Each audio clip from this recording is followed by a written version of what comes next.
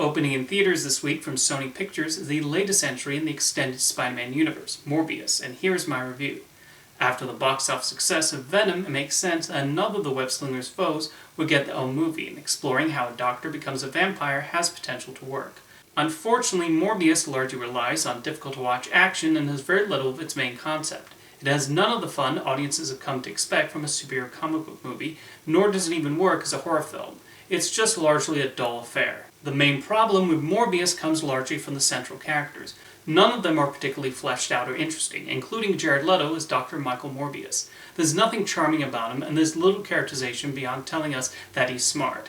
Leto's performance does not bring much to the table, as he takes the entire premise far too seriously. This approach could work in another film, but not a movie like this, which comes dangerously close to silly territory. Matt Smith is similarly boring as his best friend Milo. He makes for a weak villain and not a compelling evil counterpart to Morbius. Morbius is also given a love interest who remains underwritten throughout. Even though Morbius is not a long film by modern comic book film standards, the pacing feels slow. The editing certainly does not help matters, with strange placement of scenes, especially at the beginning.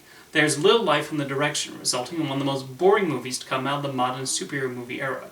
The action sequences have the expected effects-heavy punching and fighting, but it's filmed and edited in a way that makes those scenes hard to follow. The number of close-ups is especially distracting and add to the chaotic feeling of the skirmishes between Morbius and Milo. Despite being part of this confusing universe of Spider-Man properties, this is done in the style of a horror movie. This is understandable, given it's about vampires, but the film has trouble with combining that with the action spectacle it's also trying to be. Unlike Venom, the movie does not seem to realize how goofy all this is. The closest comes from an FBI agent played by Al Madrigal, who spouts the occasional one-liners. However, the attempts at humor are more eye-rolling than funny. Of the crop of big studio comic book movies to be released in the past several years, Morbius stands as one of the weakest. It's a boring movie with no characters worth investing in, and the action scenes are headache-inducing. It's an example of film that does feel chopped up in the editing room, although it's difficult to discern how many more cuts would have helped Jared Leto's performance. For those hoping the film would at least explain its connection with Venom and the overall Spider-Man multiverse, it's mostly revealed in a couple of credit scenes, which succeed more in being perplexing than making one excited for the future. Morbius does not work as either a comic book blockbuster or a horror film.